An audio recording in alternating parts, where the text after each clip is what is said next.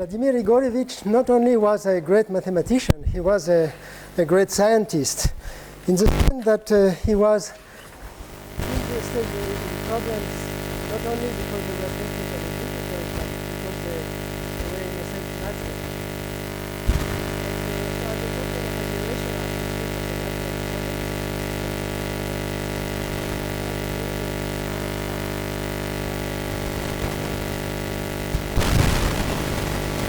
Higher than 3, then I'm sure that Vladimir Igorevich would see, well, that is not natural, the potential, Newtonian potential is not harmonic, so what are you doing? But I have a joker, and the joker is a great paper by Lagrange in 1772. There is a wonderful paper by Lagrange called Essai sur le problème des trois corps, Essay on the three-body problem.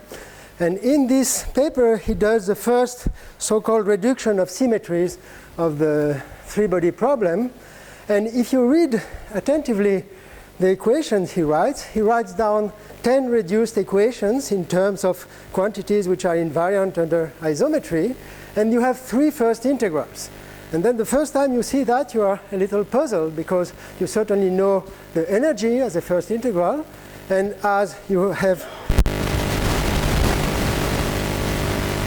square length of the angular momentum. And what is the third one? Well, the third one is some quantity which is equal to 0, and which says exactly that the angular momentum, because you are in R3, is degenerate. It's a bivector a priori. And in fact, he is looking at without saying it, at the problem in R4. And which is quite natural in a sense, because the three-body problem in R3 is something as a constraint problem. Why? Because you know that you can choose a Galilean frame where the center of mass is fixed, then the three bodies generate a plane through the center of mass, and the three velocities generate another plane. And 2 planes in R3 are not independent. They have a line of intersection in general. So in fact, if you want to understand the algebraic structure of the reduction of symmetries, and in particular of the simplest solutions, which are the so-called relative equilibria or homographic solutions, then it's better first to forget about the ambient dimension of space and consider it after that as a constraint. So let me start with another beautiful thing which is in Lagrange. He, for the first time, determined the so-called central configurations of three-body in the plane, or in 3 space, it's the same. And what are these configurations? It's configurations which admit, for a certain choice of initial velocities, a motion like, for example, like a solid body. But more generally, like a Keplerian motion. In fact, what the distinction between the two-body problem, which you can integrate, and the n-body problem with n greater than 2, is that for 3 bodies, you have a shape. For 2 bodies, it's always an interval. So up to scaling and isometry, it's just always the same. But for more bodies, you have a shape, and this shape a priori will change along the motion. But for the simplest motions, which are exactly the ones of Keplerian type, the so-called homographic motions, and in particular the relative equilibria, to which I shall address, which are the ones for which the configuration stays as a solid body during the motion, then the shape doesn't change, and it's essentially a Keplerian type of problem. So what Lagrange does, he looks at these motions, say, takes 3 bodies, for example, in the plane, and let me call X a configuration of n points in R3, which are represented by these 3 vectors, sorry. And then you can define the center of mass. The center of mass, Rg, is just sigma. You have positive masses, sigma of mi, Ri over sigma of mi. And then Euler had looked at such relative equilibria for collinear 3 bodies, and Lagrange looked at the general case. So suppose you have these three bodies, and suppose you have a motion which is of the following kind. I identify the plane with the complex plane, the complex line, and I have something like that, I omega t x of 0, which means that I apply this I omega t to each component. So the configuration just turns uniformly with time. Then this is the only proof I shall do. Let me show that for three bodies, whatever be the masses, there is only one such configuration which is not collinear, which is the equilateral triangle. This is one of the results by Lagrange. And it's very simple. Let me write down the equations of the n-body problem. For each I, you have this equation.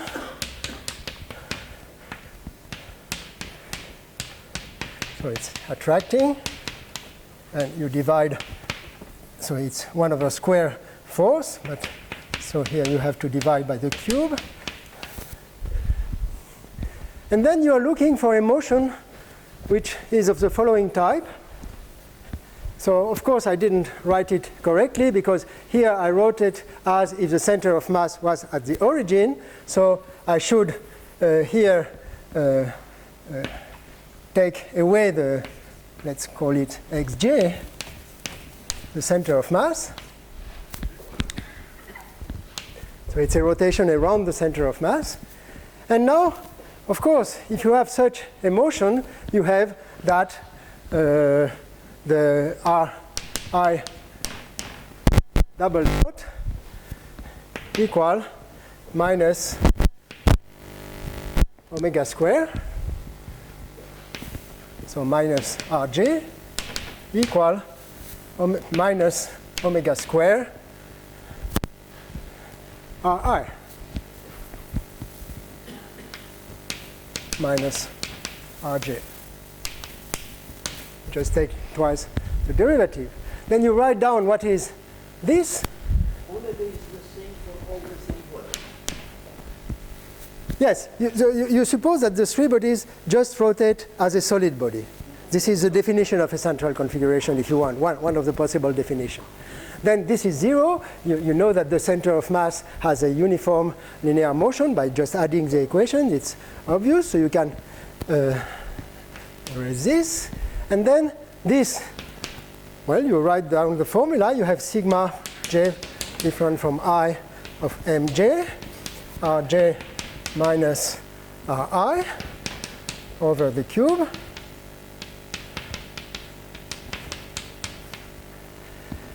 plus omega square, so ri minus sigma mj rj over sigma of mj equals 0 for any I. Well, you just write this down by multiplying by the sum of the masses here. And what you find here, you'll have sigma of mj ri, here sigma of mj rj, so you have sigma of mj ri minus rj. So you find finally that 0 equals sigma. Wait, if I put here sigma j different from I, or j, if I put j equal I find 0. So I have here mj times 1 over ri minus rj cube minus omega square over sigma of mj rj minus ri equals 0. And now if you suppose that you have your three bodies and they are not collinear, then for any I, the vectors, the other two vectors are a basis of R2. So if you have this identity, it means that all these coefficients have to be 0. And this gives you immediately that the mutual distances are constant. And this is an equilateral triangle. So this is an important result, because if you go to more bodies, determining this so-called central configuration is a formidable problem, and it's even not known for more than 5 bodies if they're up to scaling and isometry if there is only a finite number of them. So it's very complicated, but for 3 bodies, you understand it. Sorry, but there is another solution where 3 bodies are Collinear. collinear. Yeah, it's a unique real solution of a 5-degree equation, and in a sense it's more complicated. I'm not interested in that here. I won't describe it. My subject is not describing the central configuration. It's describing what happens in higher dimensional space.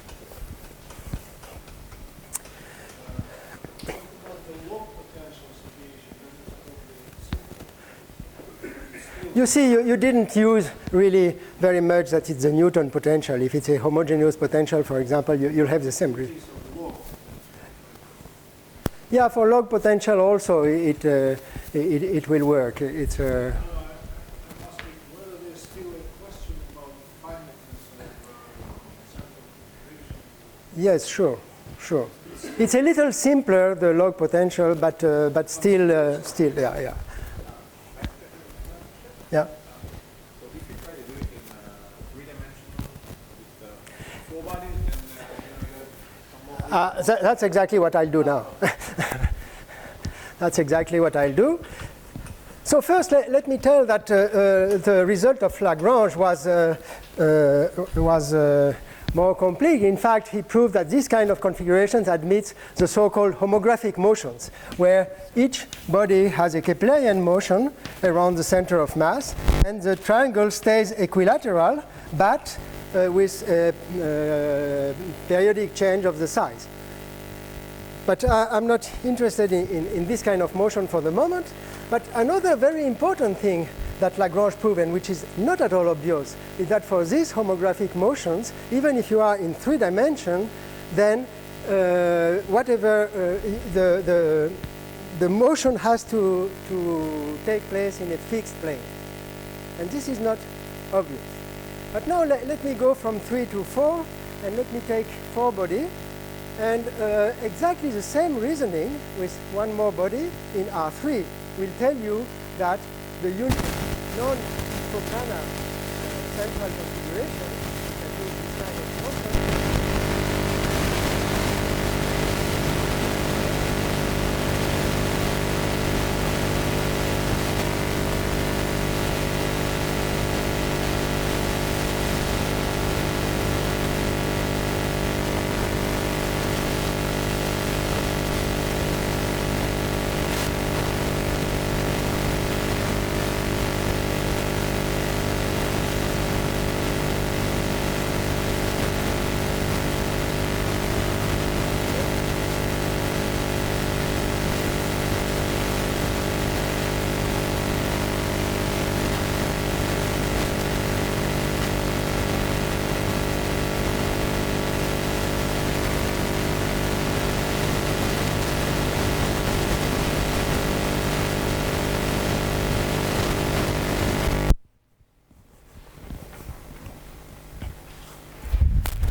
So if I take any space of dimension, even dimension, and then for any choice, so this is an Euclidean space, of course, otherwise the equations have no meaning. For any choice of, so I'll call it a complex structure, but you could call it a Hermitian structure, because I want a complex structure compatible with the Euclidean structure, that is a rotation.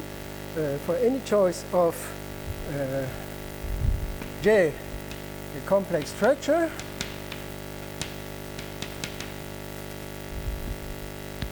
and for any central configuration, that is these configurations which have the same property. So in higher dimension, just define them as a configuration which has the property that if you release the configuration with 0 initial velocity, it will just collapse homothetically on the center of mass. This is a possible definition.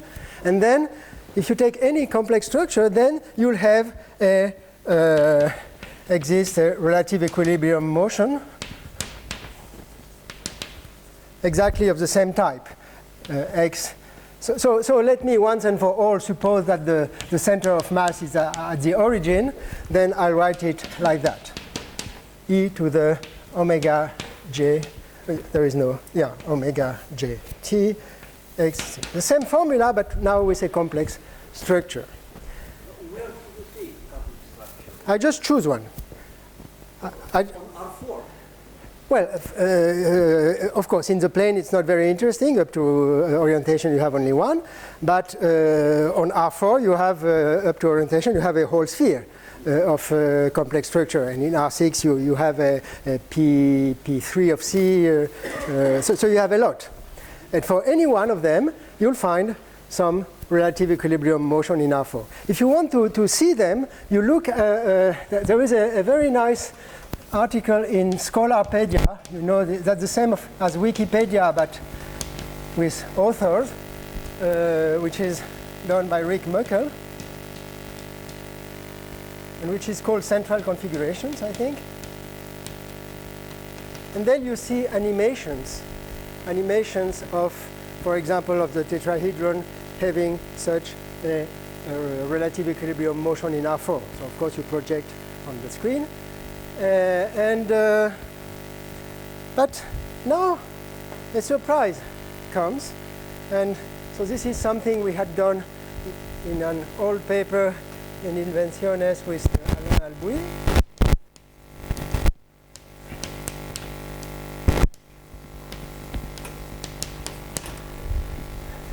There are more in, if D is greater or equal to 2, then there are more configurations admitting this kind of relative equilibrium motion. Relative equilibrium motion. This configuration won't admit any other motion like homographic ones. And these, no, they will rotate rigidly like a solid body, exactly according to this formula. But they are more general, but they don't admit these homographic motions. And let me just tell you what happens in the simplest case for three bodies. For three bodies, just each body has a Keplerian motion with an eccentricity. Like the drawing I did quickly. This is a homographic motion.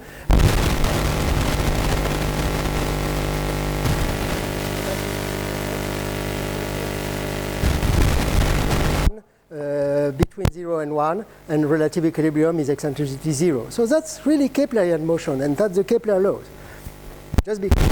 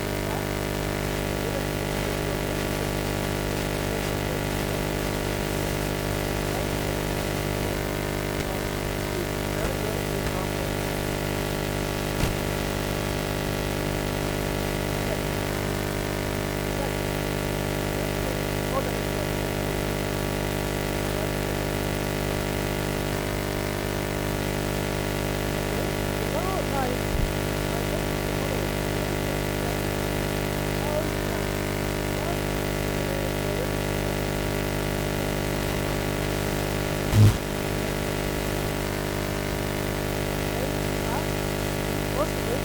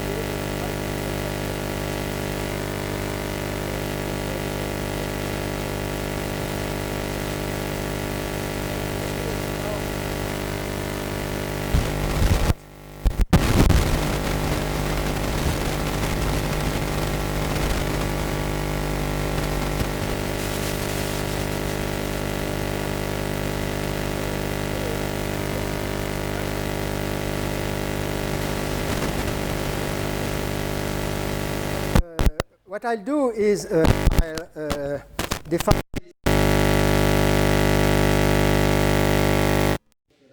motion in general. Then we'll see that it's particularly simple to express in the case of such relative equilibrium. So I forgot to say that in this case, how will you write? This was a question I was. In fact, the motion will be of the following type. It will be e to the omega t x of 0, where omega is just anti-symmetric and non-degenerate. And of course, in the case of central configuration, this will become just little omega times a complex structure. So anti-symmetric and non-degenerate. And with, of course, a spectrum plus or minus I omega 1, I omega 2.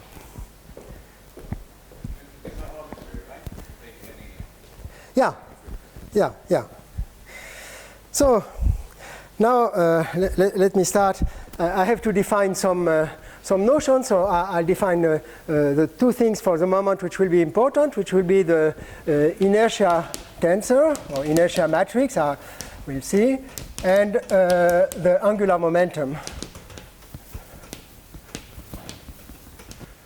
So in fact, this is normally a quadratic form, but using the Euclidean structures, I identify all these two matrices. So this will be a symmetric matrices, and this will be an anti-symmetric matrix. So quadratic form and bivector. So the thing is that you have to express in a nice way what is a configuration of n bodies. So there are many ways of expressing a configuration of n bodies, but in this paper with Alain Albouy, one we found particularly nice and useful to understand the quotient by symmetries is in the following form. What is first a configuration of n bodies up to translation? So you are in some Euclidean space, and you want to define such a configuration up to translation. What we found very convenient is to consider it as an element of the tensor product of E with a space that we call the disposition space, and which is very simple, which is just the quotient of Rn by the diagonal. So it's n numbers up to the common addition of a constant. So it's n points on the line up to translation. N is a number of bodies. And of course, that's just linear algebra. You know that you can express this as the same as the homomorphisms from the dual to E. And the dual space of this quotient for the natural pairing is just the set of n tuples with sum 0. Because if you take x1, xn, and you look at sigma of xi, xi, this is the same, of course, as sigma of xi plus tau xi. So this is a natural dual of this quotient space. But now the way to define this x is just to any xi1, xi in D star, you associate sigma of xi ri. And it's obviously invariant under translation. So now I'll put, you have an Euclidean structure on E, and I'll put also an Euclidean structure on D and D star. And the Euclidean structure, so on E you have, I can express this Euclidean structure on E as an isomorphism with its dual. And in the same way, I can define an isomorphism with a dual, which is just x1, xn goes to m1, x1 minus the center of mass here, etc., mn, xn minus the center of mass. And you can check directly that the sum is 0. So this is an isomorphism. And this is the so-called mass product, or if you are a mathematician, you call this a mass product. If you are a physicist, you call this kinetic energy product. And in fact, this gives you an Euclidean structure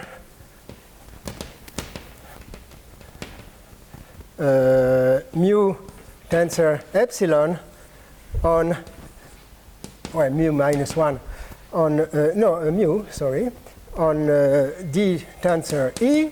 And this is this classical product, which is very useful to express in a simple way the n-body equations, which is that if you have two configurations, x prime and x double prime, here you have r prime 1, r prime n, and here you have r double prime 1, r double prime n, then the scalar product is just sigma of mi, and the scalar product in the space E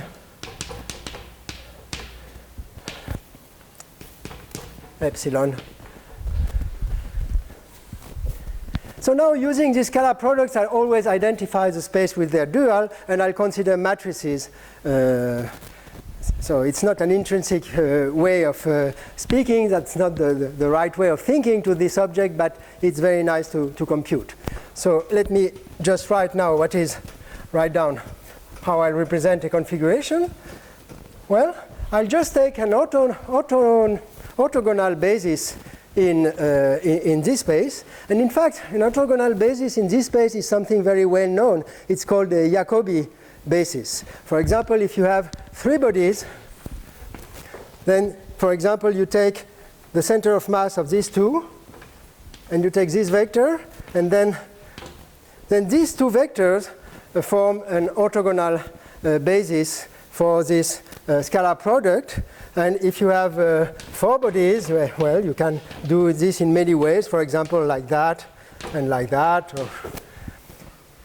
And then, if I call, I don't know, V1, V2, or V1, V2, V3, then I can represent this X here by a matrix. And here I have a matrix which will be just V1, etc., Vn minus 1. So you have n minus 1 such vectors if you have n bodies. And so the dimension here is a dimension of the space, that is 2D. And, well, it could be any. And here you have just n minus 1. And I'll call this the matrix capital X. And then now it's very easy to define. Of course, well, I shouldn't have taken the notation V because this is usually for velocities. But so let me just change the notation, because W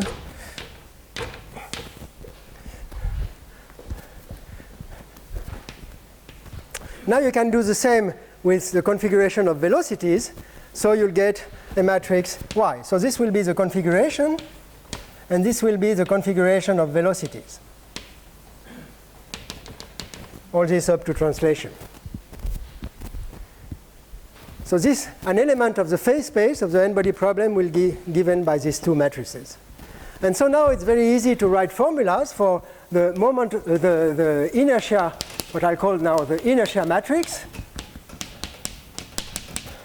which is just, I call it S equal X transpose.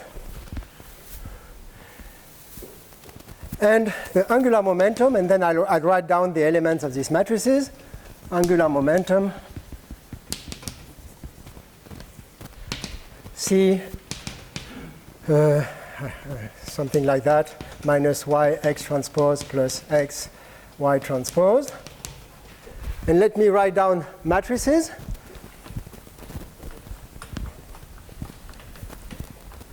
So these are matrices essentially well known by mechanicians.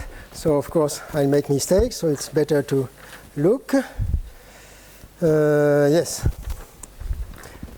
So S, if I write down RK minus the center of mass as, so the coordinate, I write them where I put the k, x1k, etc., till xnk. Or, sorry, x2dk. I should have called this d, but okay. This is the dimension of the ambient space, so the number of coordinates. Then the matrix is just a very classical matrix. It's sigma of mk x1k square, and then here sigma of mk x1k x2tk, etc., up to sigma of mk x2d k x1k to sigma mk x2dk squared. And the trace of this matrix is just what is called the moment of inertia with respect to the origin, to the center of mass. Okay, so now the same for the angular momentum. It's represented by an anti-symmetric matrix, 0, and here Cij equal minus Cij. And Cij is the same, that's the classical formulas, sigma k mk minus, so xik v, so let's say y. This will be the coordinates for the velocities, the y's, xgk plus xgk y ik. So these are the two important things, the inertia matrix and the angular momentum by vector. And this is a constant of motion. And this is, you can do it directly. This is classical, whatever be the dimension. And even in 3 dimensions, the natural nature of the nature of the angular momentum is not being a vector. You identify it with a vector because you have an orientation, and but in fact it's a bivector. Well, and so now I can write down what is of course the angular momentum of a. So let's take a general relative equilibrium. So suppose now I write down the angular momentum of a relative equilibrium. So I take these more general configurations, these balanced configurations. I'll come back to them in a moment. And you see that if you write, so it's x of t equal e to the omega t x of 0, and then you see that c is just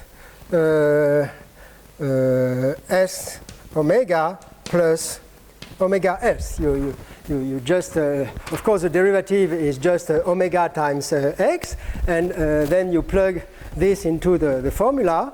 You apply this, and you find directly this. So this is the formula for the angular momentum matrix here. And so now my question will be the following. You see that, in fact,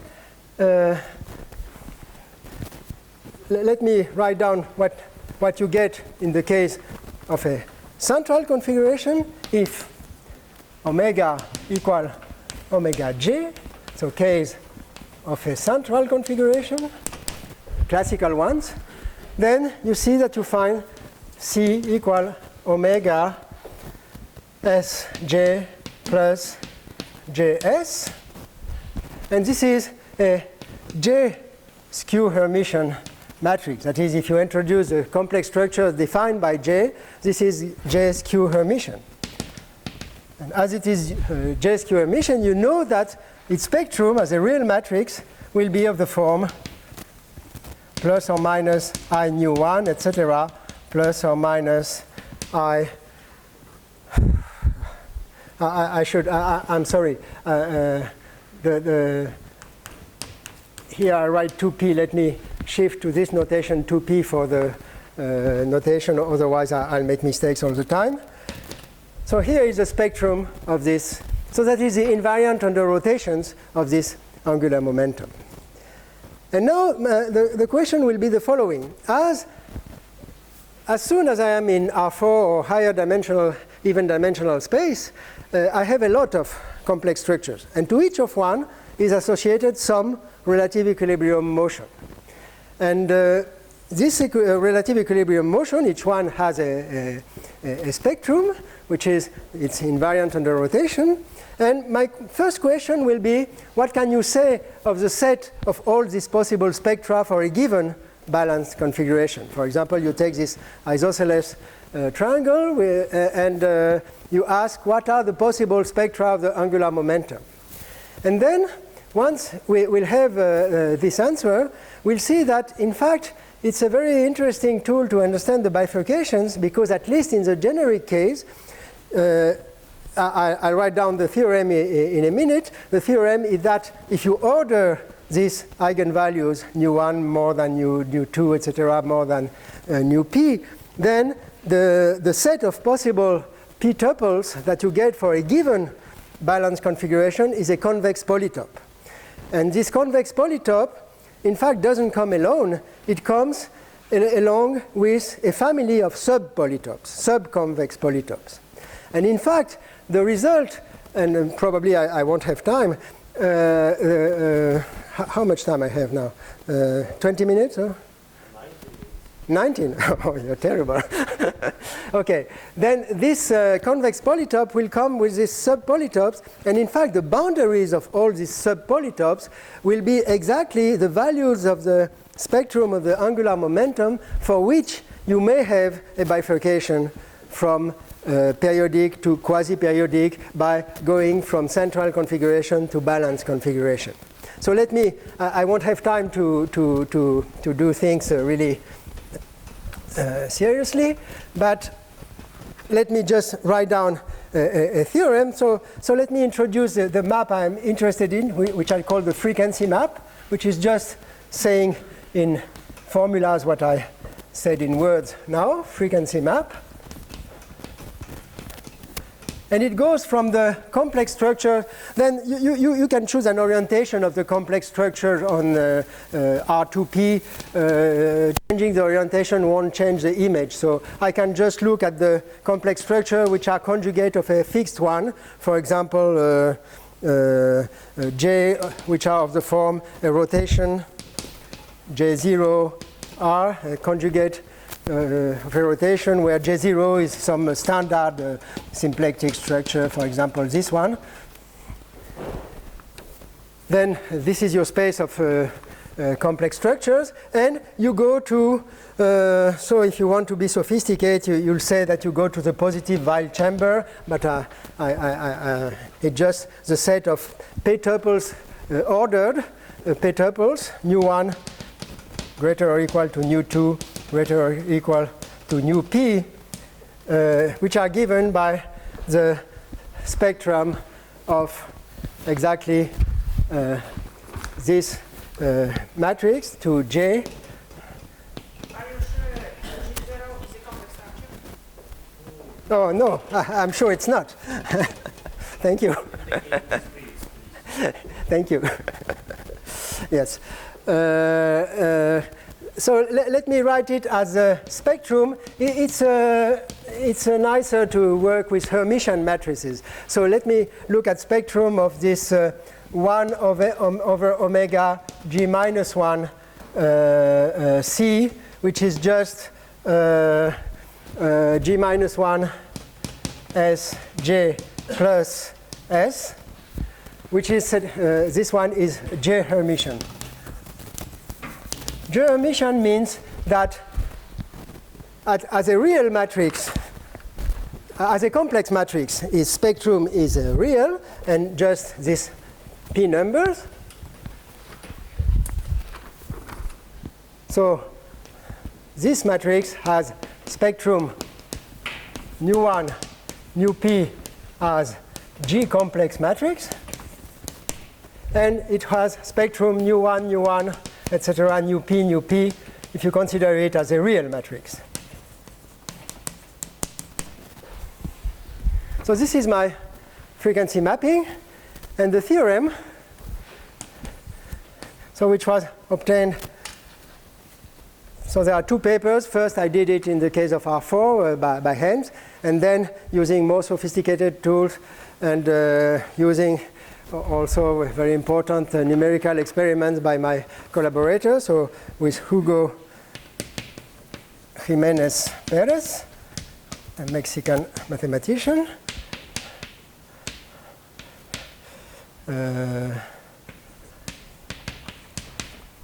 Well, the image of F is a convex polytope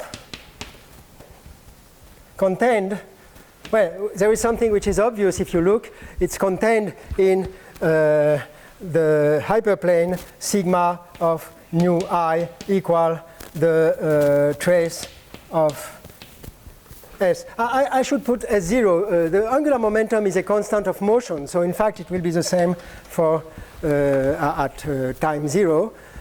And it's a trace of this inertia matrix. That is the moment of inertia with respect to the origin. So you have in a hyperplane of dimension p minus 1, and the image is a convex polytope. Let me just say 2 words on the way you prove this. In fact, it uses very deep results. Yes? Can you turn a step back and tell what situation we are considering? We are considering a relative equilibrium motion periodic of a central configuration. For example, the regular tetrahedron in R4 or R6. So then the bodies are still moving as a rigid one? Yes. It's a relative equilibrium that is moving as a rigid body. That's the only things I'm looking at. And periodic. What are different frequencies? The frequencies are, to such a motion, you associate its angular momentum by vector, which using this Euclidean structure is the same as an antisymmetric matrix. And this antisymmetric matrix is G-skew Hermitian. I transform here it into a Hermitian matrix just for convenience. And then I have a real spectrum as a complex matrix, which is nu1, nu p, and as a real matrix, it would be this. And my mapping is just to some given complex structure, I associate this spectrum. So the configuration is fixed. S is fixed. Okay? So now, so the theorem is like, and just I'll give a very short idea of the proof, but it relies on the so-called Horn problem. And in fact, this was a long-standing conjecture which was proved partly by Klashko and partly by Knudson and Tau, which in fact allows us to not only so what is Horn problem? Horn problem is just you take 2 Hermitian matrices and you give yourself the spectrum of this one, they are of the same dimension, say n. The spectrum of this one, and you look at the sum, which is also Hermitian, and its spectrum, and you exactly ask this question. What are the possible spectra? So this is knowing that that it's a convex polytope is quite classical. This is the so-called can be interpreted as a moment map of the action of the unitary group on a product of coadjoint orbits. So I won't say that, but you know that the image is a convex polytope. And Horn conjecture was for formulas for the sides of these polytopes, which are in terms of inequalities between these numbers. So I have no time to write down the examples of them. But using precisely the knowledge of this polytope, we can in fact prove this in the following way. So the strategy of the proof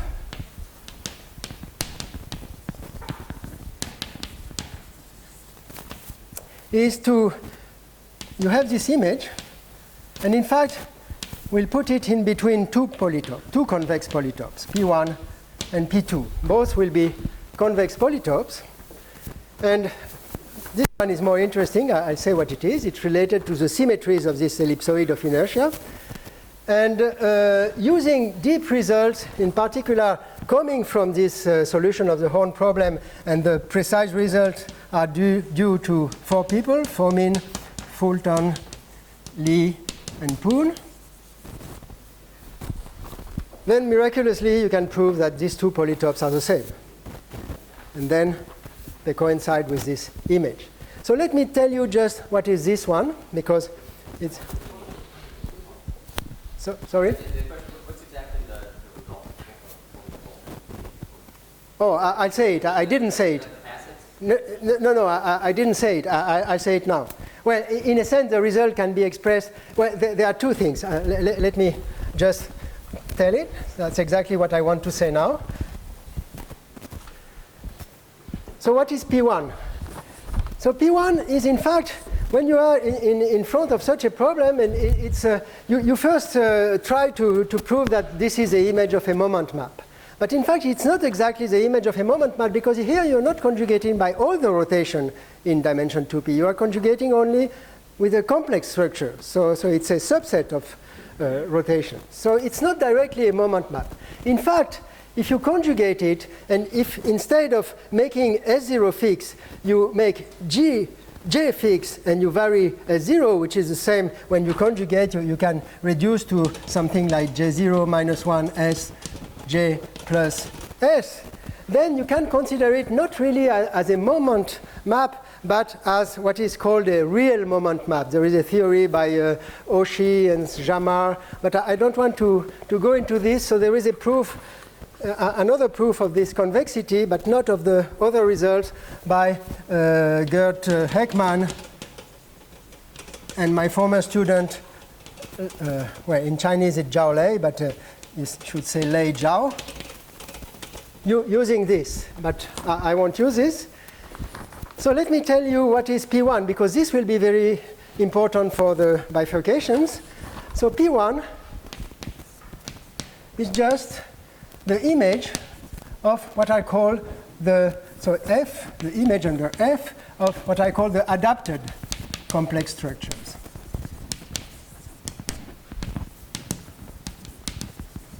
And I call them G, rho, P. You'll see what it is. These are complex structures which, in a sense, have something to do with the symmetries of the inertia matrix. And these are, if I take a basis of E where this S0 is diagonal,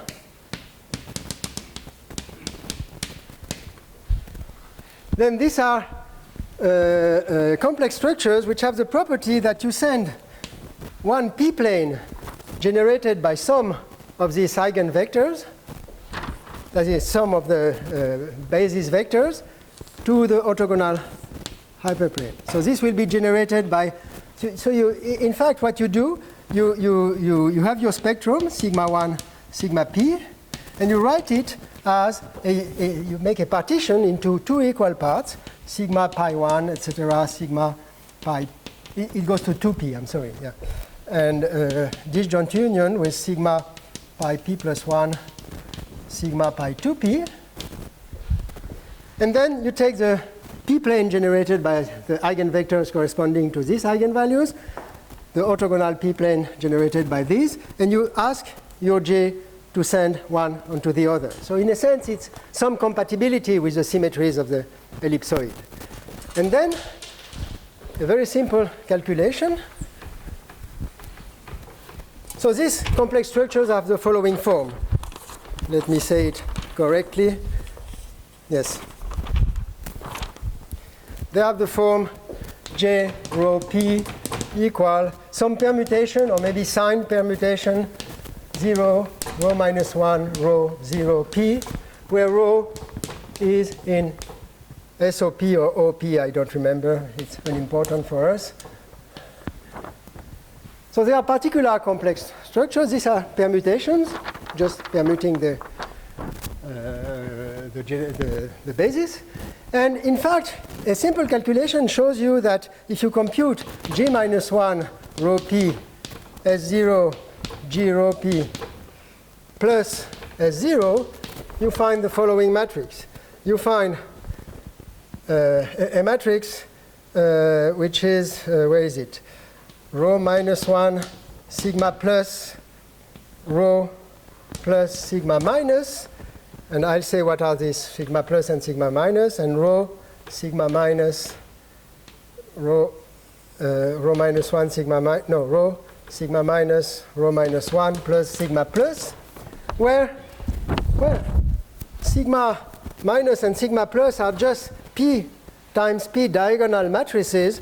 Sigma minus is just the diagonal matrix which is here, and sigma plus is just this diagonal matrix. So you change the order of your eigenvalues, and you have two diagonal matrices. And of course, you find something which is very nice. Of course, these two have the same spectrum. They are conjugate. And so each one has a spectrum, nu 1, etc., nu p. But now, rho is any rotation. So you see that you have exactly a Horn problem, but in the real case. But it happens that the solution of the Horn problem for symmetric matrices is the same as for Hermitian matrices. So you have here, in fact, an arbitrary sum of two matrices of whose spectrum is given.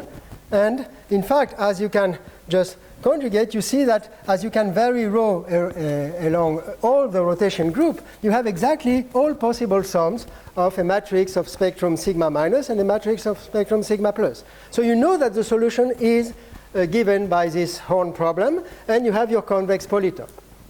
But of course, now you have chosen some partition into two parts. And so for each one, the image by F is a convex polytope. But a union of convex polytope is certainly not a priori a convex polytope. And here comes this result by Fomin, Fulton, Lee, and Poon, that there is one optimal partition which has the property that the polytope corresponding to this partition contains all the other ones. And this will be my P1. So let me just show you in the most trivial case of course, it's a little too trivial in the case of R4, where you can do everything by hand. In the case of R4, so the complex structures, at least if you fix the orientation, is just a two-sphere. And you have a mapping of the two-sphere into this positive Weyl chamber where you have nu 1, nu 2, but you have fixed the trace, so the sum is fixed, and you have ordered them, nu 1 greater or equal to nu 2, so you are here. And in fact, the image will be some interval. And you'll have, now if you look at the other partitions, then you'll find three intervals. And two of them are contained in the bigger one. And the structure is the following. In a sense, this corresponding to each of the three possible, you have three possible partitions because you have sigma 1, sigma 2, sigma 3, sigma 4, and you you look at partitions into 2 equal parts. So you have 3 possible partitions, and each one will, the image will give a segment. And now the mapping F has the following form. In this case, let me just write down the levels of F. That's a figure which is very well known also to mechanicians. So these are the level lines of this frequency mapping. And you see that there is only one choice of this partition corresponding to this great circle here, which meets all the level lines. That is, the image of this circle is the same as the image of the whole sphere. So this is the simplest example of this theorem. And now, the second part, I have no time. This P2 is much simpler because you have a sum here. You have this J minus 1 S0 J plus S0 of 2 matrices which have the same spectrum. So you have another Horn problem for symmetric matrices in dimension twice as large, 2p. But these matrices, this sum is not any sum because the spectrum has to be of the form nu1, nu1. Well, the sum has to be J Hermitian. And this implies that the spectrum is in the diagonal, is of the form nu1, nu1, nu2, nu2, nu-p, nu-p. And then you define another Horn polytope intersected with this multi-diagonal, and this is your P2. And another result in the same paper by Fomin, Fulton, Lee, and Poon tells you that P1 equal P2. So you have. So this made from permutations? Or excuse me? No. the complex structure is of this. No, this is for P1. Permutations.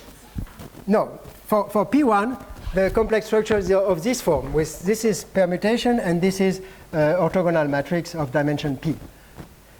But for P2, this is in dimension 2P. This is any complex structure, and all this is dimension 2P. This complex structure that doesn't necessarily preserve the eigenspaces. No, of course. It's any. It's for defining the P2, which is. So I have no time to go into this. I'll just end with, if I have 1 minute. Thank you. You're very kind. I'll just end with a picture. For example, in this case, in the case of the 3-body in the plane, in fact, two of these eigenvalues are 0 because you have a planar configuration. And then the picture is simpler. The picture is like that. And in fact, this is the only point where the only value of the angular momentum when you can bifurcate to a quasi-periodic motion of a balanced configuration in R4. In the case of, say, let me draw the case of more bodies in R6. Then you have nu1, nu2, nu3, and you are in this part. And you have some polytope here, so something I don't write it, but you have sub-polytopes. It's not a partition. They can cover each other. And it's only on the boundaries of this, for the angular momentum values on the boundaries of all these polytopes, that you can bifurcate. And you can read the number of frequencies of the quasi-periodic motion towards which you will bifurcate in terms of the position of the angular momentum. So then I'll stop here.